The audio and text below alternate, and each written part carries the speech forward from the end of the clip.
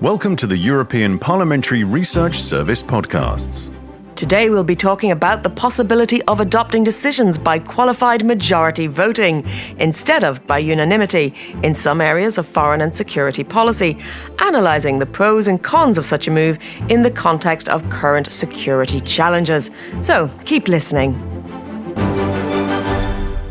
The European Union wants to be a stronger world leader, but to be a global leader it needs to be able to act fast.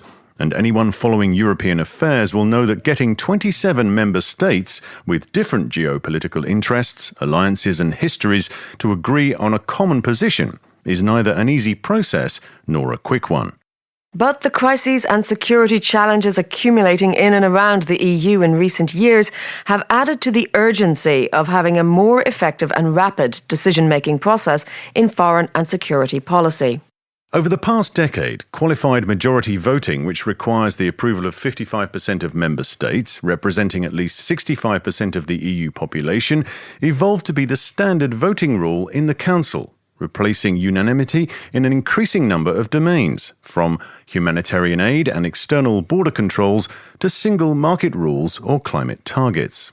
But member states are reluctant to give away sovereignty when it comes to deciding on sensitive issues such as foreign affairs and security. Indeed. Many argue that such a rule undercuts the bloc's bold ambitions for global influence, and it's difficult not to agree. Let's take as example the situation in Belarus in September 2020, when one small country, Cyprus, held hostage EU sanctions against members of President Lukashenko's regime until a parallel problem was resolved in the Mediterranean. And new measures were imposed on Turkey for its energy explorations in Cypriot and Greek waters. And the same happened earlier in relation to China, Venezuela, on migration issues. So is there a way out of this deadlock? Stay with us.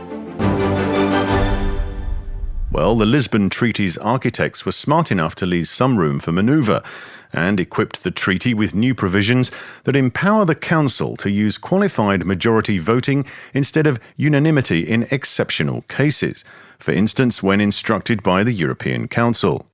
Constructive abstention is another option which allows disagreement without obstruction. Now, to reassure member states, they also introduced an emergency brake that allows any country to cancel a vote when its vital national interests are threatened. These provisions could really help catalyse foreign and security action on sensitive political issues.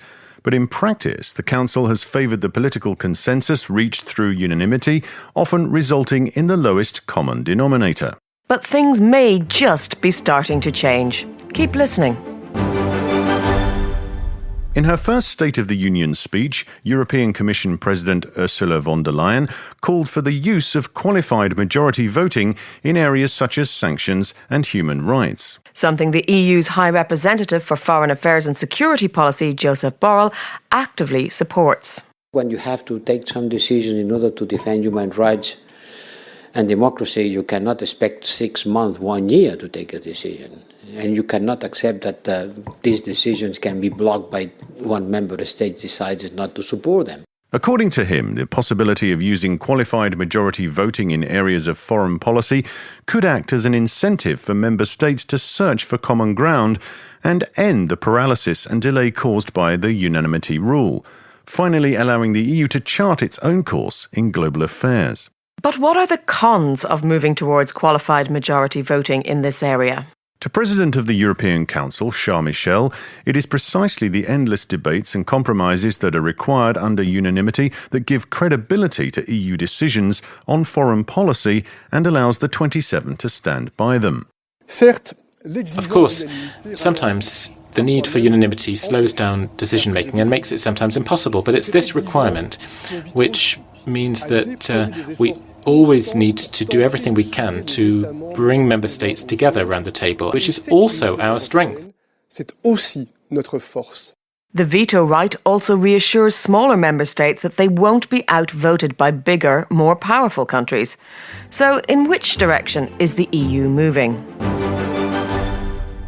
Well, the discussions on introduced qualified majority voting in foreign policy coincided with a strong momentum to shape the European Union's identity as a provider of security and promoter of peace around the world. So, in the summer of 2020, the EU embarked on a reflection process to identify the threats and challenges it faces and will continue to face in the next 10 years, decide what capabilities it will need to deal with them, what kind of partnerships it wants to develop, and ultimately, what kind of world actor it wants to become. And the first conclusion was clear. Strengthening the EU's security and defence is not a luxury, but a necessity. Now, the dialogue will continue until 2022, but in the meantime, President von der Leyen proposed a new action plan to protect and defend human rights and democracy around the world as part of the EU's strategic interests, and suggested moving towards qualified majority to implement the plan's objectives. The plan was adopted, but the time was not yet ripe for a change in the voting system. The High Representative, however, remains optimistic. I think things moving on this direction. It is going to be possible in the near future that for this specific issue, the decision that implements the plan for supporting democracy and human rights can be taken by qualified majority. And the European Parliament, having repeatedly called for greater use of qualified majority voting in areas of foreign policy, likely has a majority that stands behind him on this. To the Parliament, moving to a qualified majority would not only render the EU foreign policy more effective, but also better suited to respond to world emergencies. This is a European Parliamentary Research Service podcast. Thanks for listening.